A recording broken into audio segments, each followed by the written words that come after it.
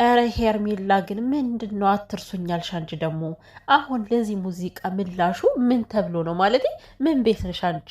ላንቺ አልተዘፈነች ስምሽ አልተጠቀሰ ምንድነው እንደዚህ መቅለል? ጽጌ እንግዲህ ከሩታና ከሄርሜላ ማንን ትመርጭለታለች ስትባል ባንዳፍ ሩታ ነው ያለችው ማለት ነው። እንዴት ደስ እንዳለችኝ እኮ የምሬን ነው። በቃ እንዲህ ሀቋን እንቅጭ እንቅጯን የሚናገር ሰው እንዴት ደስ ይላል መሰላችሁ። አለች እንጂ የሩታ ተብዬ ወጣች። ሄርሜላ ከሀገር መውጣት አለባችሁ እንዴ!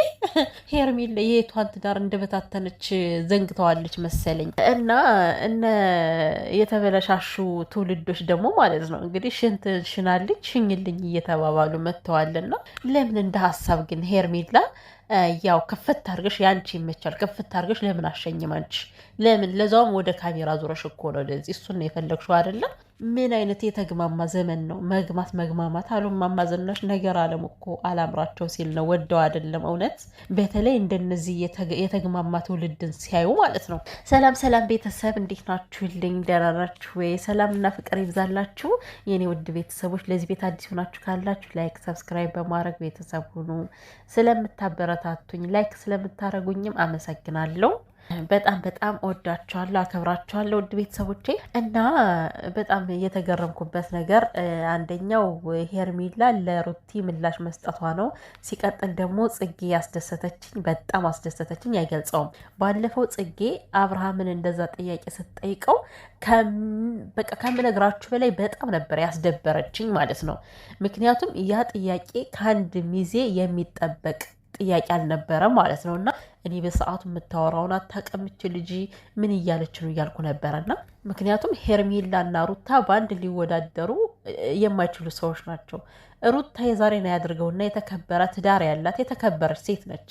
ገባችሁ? በዛ ላይ ደግሞ አግብታ የወለደች ነች እና የረከሰችዋ መታ ነው እኮ ቤቷን ያፈረሰችው። ስለዚህ እንዴት ነው ከሩታ ጋር ልትወዳደርና ልትመራረጥ የምትችለው? አብርሃም የፈለገውን መርጦ ሄዷል። ነገር ግን ሌላው ሰው ሩታና ሄርሜላን ባንድ ማወዳደር አይችልም፣ በቃ አይችልም። እና በትናንትናው ግን እኔ የተቆራረጠ ቪዲዮ ነው ያየሁትና ማለት ነው ሩቲ የገቢ ማህበር ስብስብ ነው ያለቻት።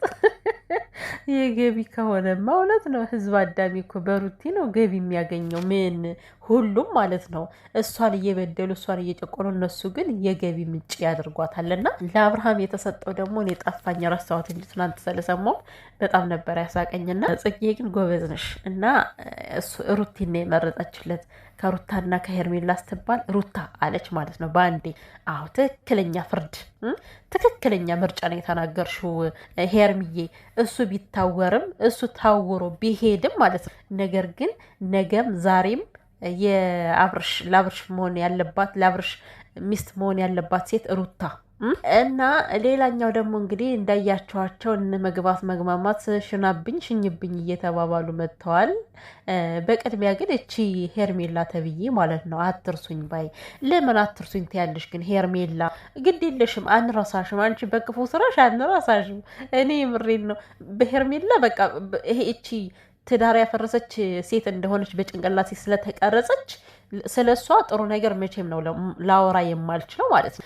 ያው አንዳንድ ሰዎች አላችሁ የሆነ እንደዚህ ስናገር ስለሚደብራችሁ ነው። ምንም ማድረግ አይቻልም። እች ሰው ለእኔ ላይክ አሁን የሩታን ህይወት ከኔ ያመጣሁትና ዝም ብዬ ቁጭ ብዬ ሳስበው የሩታ ህይወት የኔ ነው። ያቺ ሴት መታ ባሌን አማልላ ትዳሬን አበላሽታለች። ሶ ጥሩ ነገር ላስብ አልችልም ስለ ሄርሜላ። እና ምንድን ነው ሩቲ እንግዲህ ፍቅሬን አልተውም መቼም እያለች የዘፈነችው ዘፈን ላይ ማለት ነው ማንኛውም ሰው ፍቅረኛ ያለውም እኮ ይዘፍንበታል ይሄን ዘፈን አይደለ?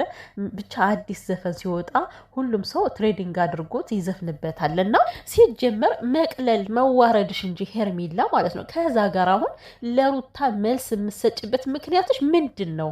ስምሽ አልተጠራ ምንድን ነው እንደዚህ የሚያቀልሽ? ተከብረሽ መኖር አትፈልጊም? እንዲያንቺ ቆይ ክብር የሚባል ነገር አታውቂም? ሳይጠሩት አቤት የሰይጣን ጎረቤት ለምን ትሆኛለሽ? ጥልቅ ብለሽ ለሩታ ቪዲዮ አለጥፈሽ ምናምን ነገር ለእሷ መልስ መጀመሪያ ደረጃ ማለት ነው ልንገርሽ፣ አንቺ ለእሷ መልስ ከመስጠትሽ በፊት የኔ እናት አንቺ የሚያስከብርሽን ነገር አድርጊ። ገላሽን ቂጥሽን ገላልጠሽ መትሽ እዛ ሚዲያ ላይ ስትገመሻሸሪ ያ ገላሽን ስንት ዓለም እንደሚየው ማወቅ አለብሽ። መርከስም መዋረድም ከራሳችን ላይ የምናመጣው እኛ ነን። ራሳችን ማስከበር የምንችለው እኛ ነን። ሴት ልጅ እንደዚህ ግልብጥብጥ ግብሽርሽር ብላ ስለለበሰች አይደለም ቆንጅናዋ የሚታየው፣ መልካምነቷ የሚታየው። ገባሽ? ሽፎንፉን ብለሽ መተሽ ራሱ መልካም መሆን ትችያለሽ። ግዴታ በልብስሽ አይደለም፣ ገላሽን በማሳየት አይደለም ያንቺ መልካምነት። ምን አይነት የረከሰ ትውልድ ነው? ምንድን ነው እያደረግሻለሽው? ሲጀመር እኔ አልገባኝ። እኔ እኮ በጣም ነው የተናደድኩት። ከበሬ ነው። ምን አገባሽ? ምን አገባሽ? አንቺ መልስ የምትሰጪው ማንሽ? አንቺ ምንድነሽ? ምን አገባሽ? ስምሽን አልጠራችም አይደል? ሩታ እኮ ያለሽበትን አንቺ ቼክ አታደርግሽም እኮ። ቼክ ስምሽን ለመጥራት ራሱ እንደዚህ ነው የምትቀፊያት። ልንገርሽና ማለት ነው እንኳን አንድ ቪዲዮ አይደለም 30 ቪዲዮ እየወጣች ብትሰራ ማለት ነው እንዴ። እኔ እኮ ግራ ገባኝ። ቤተሰብ ምን ቤት ናት? ጦልቅ ብላ የእርጎ ዝንብ የምትሆነው እሷ። ሼም የሚባል ነገር አታውቂም ሄርሜላ። መልስ መስጠት ያለብሽና መልስ መስጠት የሌለብሽን ነገር አታውቂም። በጣም ነው የሚደብርብሽ፣ ያስጠላል። መከበር ካለብሽ አርፈሽ ተከብረሽ ተቀመጪ። ራቁትሽን ሜዳ ላይ እየመጣሽ ከዚህ ጋር አትዘርጠጪ። ደግሞ እኮ ሄርሜላ የኔ ቆንጆ ወይኔ እንዴት እንደምታምሪ እኮ የምራችሁን ነው። እስኪ ማርያምን በሉኝ። ደስ ብሏችሁን አለባበሷ ነው ወይስ እናንተ እንደ ወንዶቹ እንዲህ ወንዶች እንግዲህ ገላ ሳይው ምናምን ጉምጅት ትሉ የለ እናንተ ሴቶቹ በገላዋ እየጎመጃችሁ ነው? እንዲህ ዝቅ ብላችሁ ለማየት ፈልጋችሁ ነው?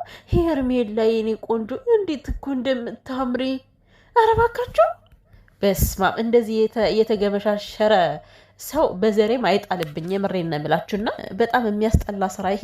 ትውልድን ህፃናትን የሚበክል አሁን ሴት ህፃናቶች ሲያዋት ማለት ነው እነሱም አድገው ነገር እንደዚህ ነው የሚሆኑት። በቃ ራቁታቸው መሄድ ይጀምራሉ። እና መጀመሪያ ለሩቲ መልስ ከመስጠትሽ በፊት የአንቺ ሰውነትሽን እዚህ ሚዲያ ላይ አምጥተሽ ያሰጣሽውን ገባሽ?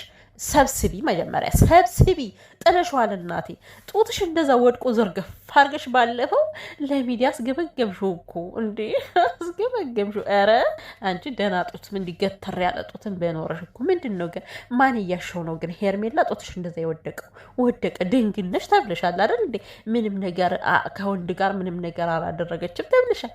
የልጃገረዶች ጡት ደግሞ ማለት እንደዚህ ነው የሚዋጋው። እና አንቺ ተኝቷል እኮ ላይነሳ ተኝቷል። እና የተኛውን ጡትሽን ወይ ጡት ማሳያ ግዙልኝ በይ። ሰውነትሽን ሰብስቢ። ራቁታም ዝም ብላ ትመላገላለች እንዴ? ሲቀጥል ደግሞ ማለት ነው አብርሃም ስትሸና አይቼ አላቅም የምትይው እንዴት ነው ያስረገዘሽ ግን? እንዴት ነው ያስረገዘሽ?